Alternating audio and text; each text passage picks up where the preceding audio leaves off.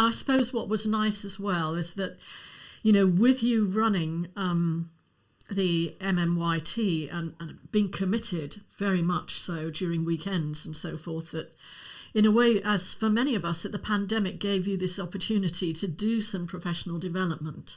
And you've now made the step across, haven't you? You've opened your own singing teaching studio. Tell us about that and what it's called so that people can know where to find you.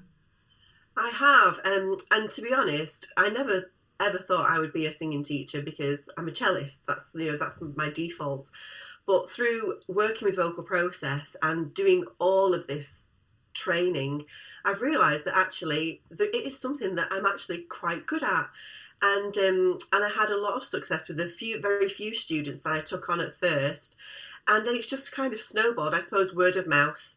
There's lots of children in the theatre company that say, I go to Kimberly for lessons. And so quite a few of them said, well, can I come now as well?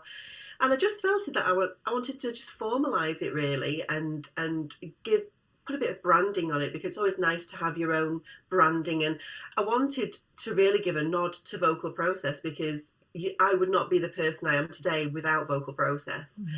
So I called it Vocalise, which is also one of my favourite cello pieces. I know Jeremy loves this piece as well. But Vocalise is a beautiful piece. And I thought, well, let's call the studio the Vocalise Academy for Young Voices. And I'm really happy now that we are expanding, because my husband Dave, who is a trained singer, he also did a degree in music. He's a secondary school teacher. He's now started training with Vocal Process, and I love the geeky conversations that we have after he's taught a lesson, after I've taught a lesson. Mm-hmm. So the Vocalise Academy now has 2 teachers, and I specialise more in the female voices and more classical, because that's my background.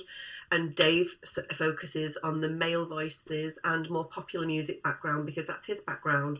So it's really ideal. We cover all bases, I feel. That's nice. Welcome to our world. Yeah. and the geeky conversations. Yes, just remember sometimes to ban conversations about the cricothyroid before your morning cup of tea. Yeah. So that's what we have to do.